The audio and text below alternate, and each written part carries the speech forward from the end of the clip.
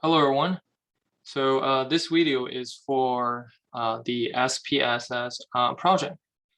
We'll record for 5 different videos just to make sure that every video is not too long for you to watch and follow all the instructions to complete the practice. So for this part 1, we can download the instruction file on our Blackboard. So if we go to the course and then click on project, and we can see all the instructions here. We'll need all these five instruction files downloaded, and then you can open the file, set aside, and then while you're working on the SPSS, those are the instructions to help you with the practice. And then let's start for the first part. So before we actually talk about what we're gonna do, once again, let's talk about how to install this software, the statistical package, SPSS. So we just need to go to the home page, shsu.edu, and then click on the search, and then type in home use. So then you can see SPSS for home use. Just follow all the instructions to install the software, and then you can start to use the SPSS. Okay, so let's look at part 1 then. So after you install the software on your computer, double click on this IBM SPSS Statistics 25.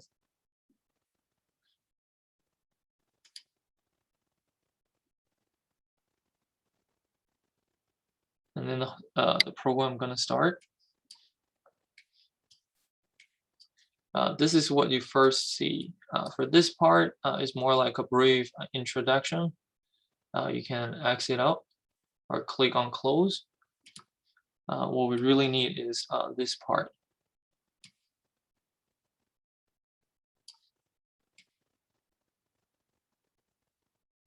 This is very similar to Microsoft Excel, but not exact the same. So 1.1, we'll look at the introduction for this SPSS. We actually have 2 tabs here. One is called the data view, and one is called the variable view. So for the data view, so you're gonna type in all the data values here. For example, let's type in some random number. The way you're gonna use it is more like we said, in Excel. So we can type in 4, 5, 1, and 2, and 3, and 5, and 8, and 10. So some values, and then automatically. So the first row we have the variable names under the data view. So automatically the software is gonna assign you a variable name. So here the software gonna take variable 1 as your variable name. Then under the variable view, we can actually adjust the information under the data view. So we can go to the variable view by clicking this tab, or go back to data view, just double click on the variable name, and it'll lead to the variable view. So for the data view, everything's column wise, and for the variable view, everything is row wise. And then you can double click on the information here to make some changes. For example, the name we can define just by typing the variable name you want to assign to that. So name, we change that to random, and then type. If we want to type in numerical value or quantitative data, then we're going to choose numeric. If we want to type in qualitative data, then we're going to choose that string. So obviously we have quantitative numerical values. So then we'll just select this numeric. Okay here.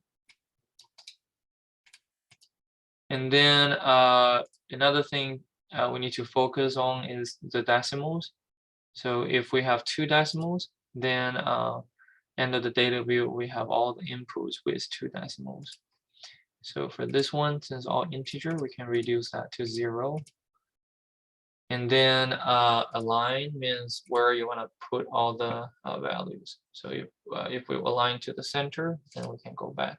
We can tell all the values now locates right in the middle. So that's the difference between data view and variable view. So and another thing to mention is when you want to use the SPSS to perform some functions, to use the functions, then you must enter data view, and then you can go ahead to use all the built-in functions to calculate, for example, the mean, to present some useful graphs. And we also want to talk about how to sort the data after we type all the data in, because for some practice problem, you have, for example, you have 20 numbers in the data set, and you want to calculate the fifth number summary by hand. The first step is to sort the data in an increasing order. Then SPSS can help us with the sorting process. So all we need to do is go to data, click on that, and then we're going to go down, and probably right in the middle, we got the sort cases. Click on that and sort by what?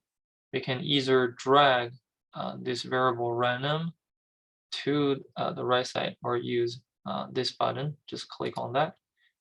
You can see random there. And sort order, we have ascending, descending, and then click on OK.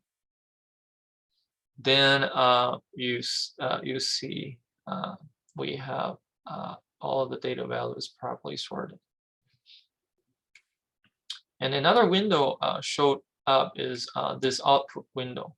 So it'll display some statistic calculated, or some graphs, and also some log information about what just been done. So for this one, we didn't request any additional calculation or graph. So all the information we have from the output window is sort cases by random. And then we have the result here, sorting from 1 to 10. Okay, that's everything we want to talk about for this video. A brief introduction about this SPSS software. Thanks for watching. And then pretty soon we'll have the second video uploaded.